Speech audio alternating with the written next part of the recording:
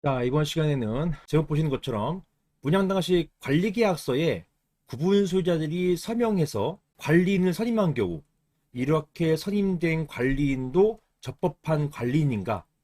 일단 집회 또는 총회가 아니에요. 이렇게 관리계약서에 관리인을 뽑힌 관리계약서에 관리인으로 명시된 사람, 이런 사람도 관리인으로 선임될 수 있는 것일까? 여기에 대해서 제가 최근에 승소 판결을 하나 받았습니다.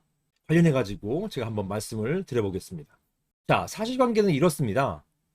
건물 분양 당시에 분양계약서와는 별도로 관리계약서라는 것을 작성해요. 그리고 이 관리계약서를 구분 소유자들이 작성합니다. 이게 중요한 거예요. 관리계약서를 구분 소유자, 만약에 수분양자일 경우에는 조금 문제될 수 있어요. 최근 판례가 나왔기 때문에 조금 문제가 될 수 있는데, 구분 소유자들이 이 관리계약서를 작성합니다. 그리고 거기에는 A라는 회사를 관리인으로 한다라는 문구가 있었습니다. 여기에서는 회사를 관리한 경우 법인 관리인 말하는 거죠. 법인도 관리인 될 수 있어요. 여기에 대해서 의문이 있으면 안 됩니다. 제가 최근에 어떤 자치단체 같은 경우는 법인 관리인이 되느냐 이것 때문에 옥신각신한 적이 있었거든요. 가능합니다. 제가 받아놓은 판례도 있고 이미 여기에 대해서 정의가 됐어요. 법인 관리는 안 된다 이렇게 보시면 안 되겠습니다. 보니까 경기도 집합건물 무슨 매뉴얼이 있는데 거기에는 마치 법인 관리인이 안 되는 것처럼 나와 있다고 하더라고요. 근데 이거는 실무와 달라요. 판례는 법인 관리인도 인정하고 있습니다. 그렇게 해서 이렇게 A라는 회사, 이 법인을 관리인으로 했어요. 이런 문구가 있었습니다.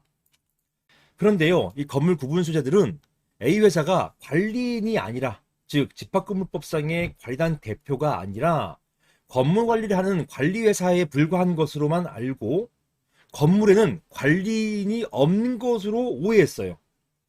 이렇게 관리인이 없는 것으로 보아서 자기들끼리 독자적으로 관련 집회를 개최합니다. 그리고 갑이라는 사람을 관리인으로 선임했어요.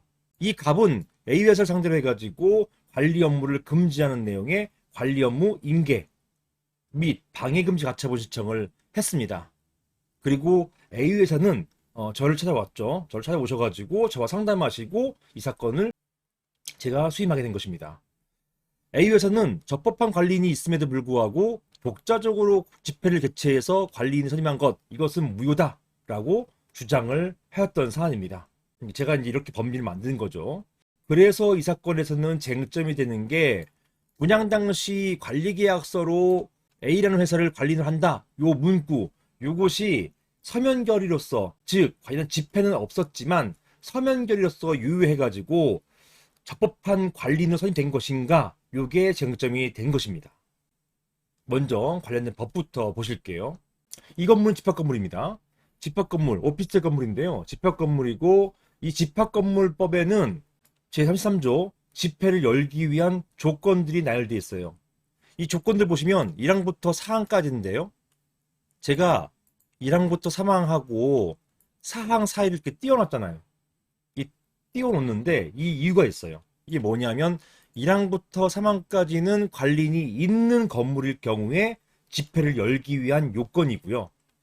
4항 같은 경우는 관리인이 없는 경우에 여는 요건입니다.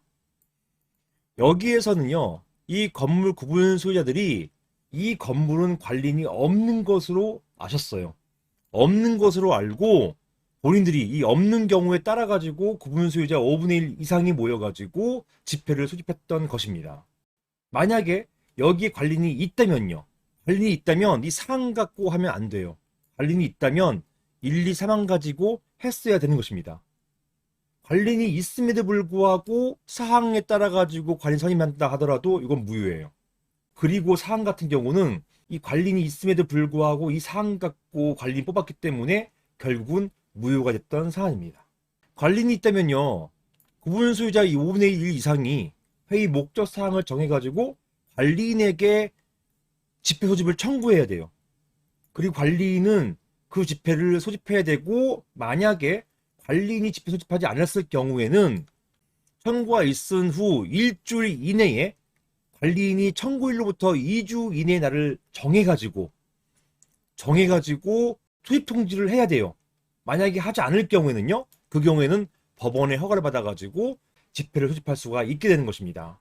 이런 절차를 밟아야 되는 것이에요. 청구하면은 적법한 청구가 있으면 관리단은 일주일 이내에 수입 통지서를 발송해야 되고, 그리고 그 개최되는 날은 청구일로부터 2주 이내의 날이어야 된다는 것입니다. 그거 안 할 경우에는 법원의 허가를 받아야 되는 것이에요. 이렇게 관리인이 있는 건물에서는 이런 절차를 밟아야 되는데, 이 절차 밟지 않고 마치 관리인이 없는 것으로 보고서 사안에 따라서 구분 소유자들이 독자적으로 관리단 지폐를 소집해가지고 그리고 관리인 뽑았단 말입니다. 이게 가능한 것이냐? 이게 쟁점화 되었던 사안이에요.